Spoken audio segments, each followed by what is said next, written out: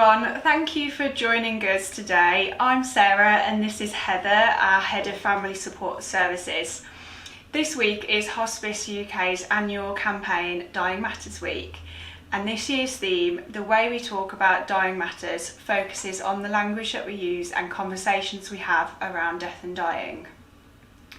So today I'm going to be getting some advice from Heather to help empower you or the people around you to feel more confident when talking about death and dying. So, from Hospice UK's research, we know that 45% of people prefer direct language, for example, dying and die, whilst 33% of people prefer euphemistic language, for example, passed away and not going to make it. So what advice would you give to someone to ensure that you're using the language that they feel comfortable with? I think the easiest way, and the first thing to always remember and to consider, is be led by the person you're speaking to. So I would never correct anybody if they use that term passed away.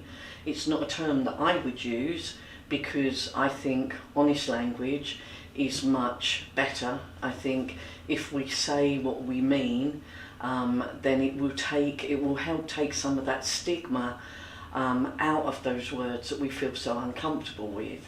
Using the word death and dying is not a comfortable word. That's why people use passed away. They feel that it's kinder, they feel that it's softer, but it can be very confusing for the people around that person. And it's just another example of how we tend to shy away from addressing some of those really difficult issues.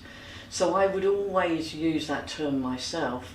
I would ask you can still use it in a very empathic and sympathetic way. You can talk to the person, you can ask the question, when did your partner die? You can ask that in a sensitive manner, but at least it means what it says. If we use that term passed away, especially for children, for adults with learning difficulties, it doesn't mean anything. So I think it's better to use those honest words, but equally I wouldn't ever correct somebody.